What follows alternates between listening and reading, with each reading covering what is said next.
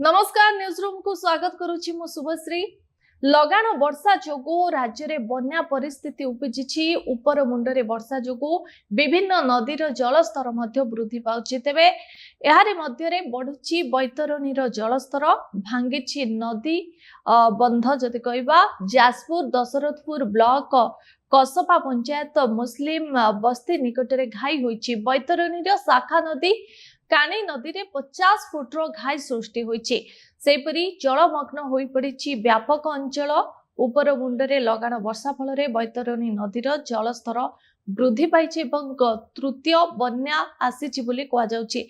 आखुआपदा कथा आमे जदि कहबा आखुआपदा ठारे विपद संकेत 18.33 मिलीमीटर रहिथिबा बेले वर्तमान 18.86 मिलीमीटर बन्या जल प्रभावित हेउछि।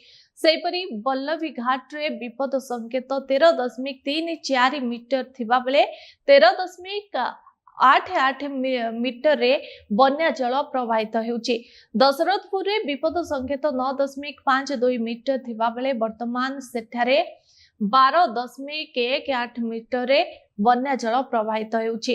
तबे बन्या जल प्रभाव रे बैतरणी शाखा नदी कानी नदी एही नदीर बंधरे मध्य विलंबित राति रे 50 फुटर घाई होइछि। आ यार मुकाबिला करबा पई प्रशासन पक्षरु जोरदार प्रस्तुति होइछि।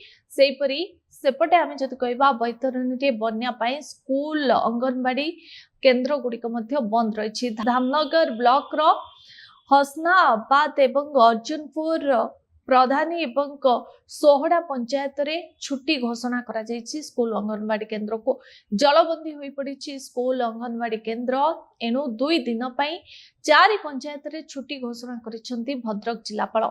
सेपटे बैतरणी शाखा नदी कुचिला नदी रे जलस्तर मध्य वृद्धि पाइछि। अन्यपटे लगाण वर्षा फल बालेश्वर भद्रक समेत उत्तर ओडिशार विभिन्न स्थान रे बन्या परिस्थिति उपजिछि। सुवर्णरेखा एवं बैतरणी नदी रे जलस्तर वृद्धि पाइछि। विपद संकेत प्रवाहित हेउछि सुवर्णरेखा नदीर जलस्तर।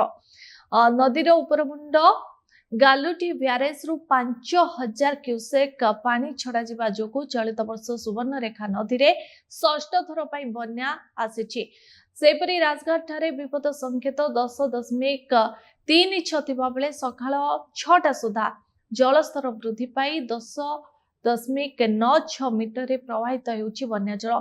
तबे षष्ठ थर बन्या आसीबा जोगु बालियापाल ब्लॉक रो 8टी पंचायत रो 40 रु ऊर्ध्व गां, जलेश्वर ब्लॉक रो 6टी पंचायत रो 30टी गां एवं भोगराई ब्लॉक रो 9टी पंचायत रो 50 रु ऊर्ध्व गां पानी घेर रही।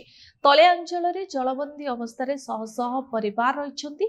आज सकाळु बैतरणी नदी बन्या जल बाहरी ग्राम अभिमुखे प्रवेश करिछि। अन्य अनेक स्थान रे रास्ता उपरे 3 फुट उच्चर पानी प्रवाहित होउछि, जा फल रे जोगाजोग विच्छिन्न हो जाइछि। एबले अधिक खबर पई हम सहित जोड़ी होंदा हम चैनल को लाइक शेयर और सब्सक्राइब।